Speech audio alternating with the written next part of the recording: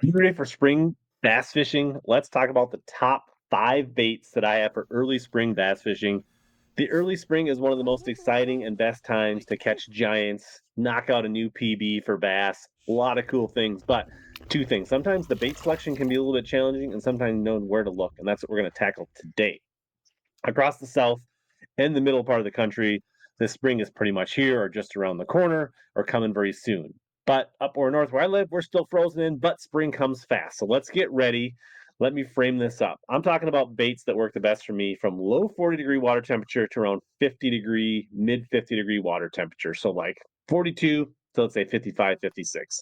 Once we get warm with that, then we're talking like immediate pre-spawn into spawn, and these baits shift a little bit. These are baits that you can prepare, get ready, go out and buy before there's a big rush and they're all sold out. You need to think about where you're going to use those. So we're looking at like where are the fish now coming out of wintering? They're heading to the spawn. And so what are those stopping points that they can stage when they migrate from wintering to where they want to spawn? I'm going to give you my top 5 baits plus 2 bonuses. They can be a big deal depending on where you live in the country. But these weights work not only up in the upper Midwest where I live, but also work in many other parts of the country, as well as lakes, rivers, reservoirs, and even ponds. So before we get into the baits, think about where you're going to fish. Follow the bass from their wintering areas to the shallow areas to where they're going to spawn, and look for those key ditches, points, flats, things like that. They're going to be stop signs for them on the way back to those spawning areas. Follow their migration, and these are the 5 baits that are going to be best for targeting those fish. Make sure you stick around for those bonus lures as well. So I got my box right here. Let's open it up, dig in, and talk baits. So one of my very favorite things right out of the get-go is going to be a lipless crankbait. And this is an OX caliber, half ounce, Rayburn Red, super proven getter, smashes all over the country. This time of year, I love a half ounce up to a 3/4 ounce. So I can cover some water. I can do a lot of different things. I can cast, do straight retrieve. I can slow roll it. I can tick the bottom. I can kind of jig it off the bottom. Really mix up your retrieves. The nice thing about a lipless is you can cover a ton of water. So when you're not really sure where these fish stage, if you're at a new fishery, things like that, a lipless is really key to generate some bites. Once you generate some bites with the lipless, you can sometimes keep catching them on the lipless, but other times you can shift to these other 4 or 5 baits we're going to talk about to hone in, slow down, and catch more bass. But I love it because you can cover a lot of water.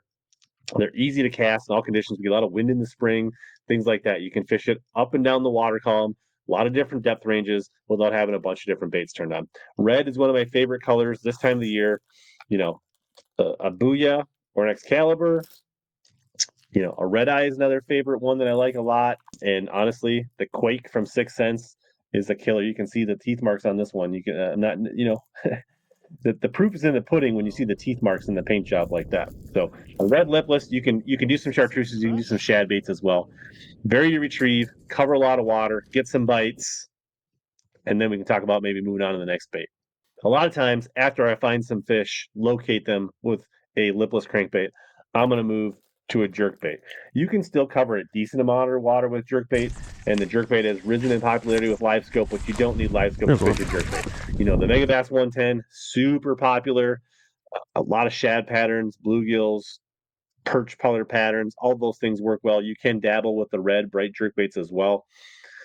But once you've got kind of a general area, you can often slow down and pick more fish off with a jerkbait. It used to be a really like, you know, the colder the water, probably the slower you want to work it. But as the water creeps up into the 50s, you can definitely get a lot more aggressive with a jerkbait than you think. Both the regular 110 size jerkbaits are my favorite. I like the regular, you know, standard depth. I also like the plus ones and the MRs. This Jackal rearrange in both the regular and the MR are one of my favorites. Another bait you can see has got plenty of teeth marks in it for river smallmouth and largemouth alike. I like this kind of table rock, super secret shad color. The purple chartreuse does well in clear water, does well in dirty water. And so if you're looking for an alternative that doesn't break the bank like a Megabass, check out this Jackal rearrange, a nice sneaker alternative for about half the price. I'll put links down in the descriptions for all these lures if you want to check them out and grab any of these baits. But jerkbait, you can really hone in, mine them pretty well. Mix up your cadence. Try the regular. Try the deep runners.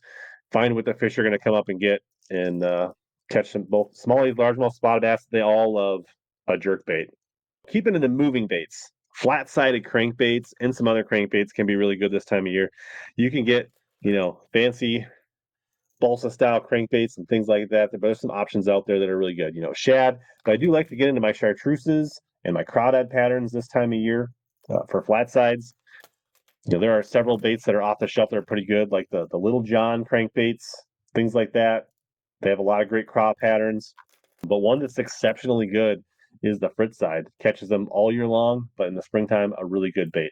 So I'm looking at this is as they get up on those more staging, flatter banks, things like that. The flat sides can be really good at covering water, generate bites, even in the cold water. An awesome bait. Don't sleep on things that aren't flat sides, right? This is a great time of year to look at wiggle warts. Dust those out of your box if you got some laying around, as well as the Spro rock crawlers and things like that. Both of these baits can be effective, more on those 45 or sloping banks, and then you can reach for the flat sides on your flatter banks and things like that. And both catch a lot of fish, bass, and other species in kind of cold, warming water. Really good around rock, around wood, all types of things. Emerging grass. I would be remiss if we didn't talk about the chatterbait. So the chatterbait catches them all year long. You can really slow down and catch fish in the cold water with a chatterbait. Black and blue, like this Evo, is one of my favorite colors. In the spring, you can do things you can mix and match, green pumpkin, darker trailers, things like that. I've got an oaky craw, kind of thunder cricket that's got kind of the paint worn off it. Plenty of bites on this one. That's a good bait as well. This time of year as well, don't sleep on the fire craw. Here's the Z-Man cross eyes and a fire craw. Lots of good opportunities. You can brighten them up with the trailers. You can dim them down, mix and match trailers, things like that.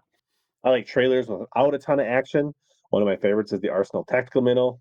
Gets bites even in the cold water. But you can crawl the chatterbaits. You can slow roll them in the deeper areas. You can get back in the shallows, find those fish getting up on those flats. You can creep it. You can burn it. You can bounce it off cover. Super effective in all those warm. It's really a staple when finding those springtime bass. Lastly, never sleep on the jig, right? Like whether it's a finesse jig with a little speed craw, a little finesse craw in there can be really good in the spring. If you're around sparse cover, sparse wood, rocky banks, things like that, sneaking this thing around on the bottom can be really good.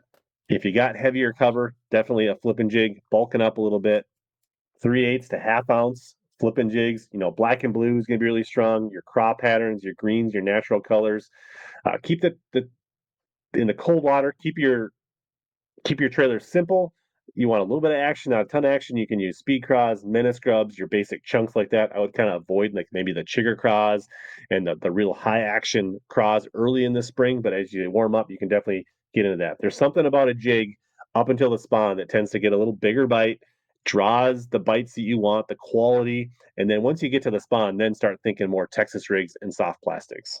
Bonus baits, depending on where you live. Early in the pre-spawn, coming out of winter, A rigs, Minnesota rigs, things like that, whether you love blades or multiple baits, is a really strong drawing bait. So don't sleep on the A rigs and the Minnesota rigs as the water's warming up. Make sure you pay attention to the regulations where you live so you're not throwing too many arms, too many blades, too many rigs, too many hooks and things like that. In Minnesota, it's pretty simple. It's a one hook thing. This has a ton of drawing power. It's not quite as overpowering as it was 5-10 years ago, but it is still a way to catch big fish and draw fish that won't bite other things, especially when shad and you have a lot of bait fish and present in your system.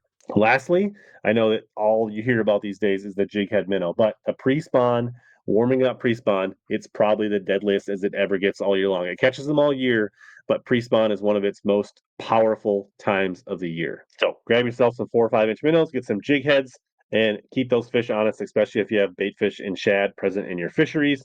As it warms up, you get closer to spawn, post-spawn, the minnow still works, but then you might want to think about Nico rigs and other opportunities for those suspending bass. If you're a tackle junkie like me and you can't get enough of this and you want to watch another tackle video and learn more about more tackle tricks and things like that, make sure you check this playlist on the screen right here next.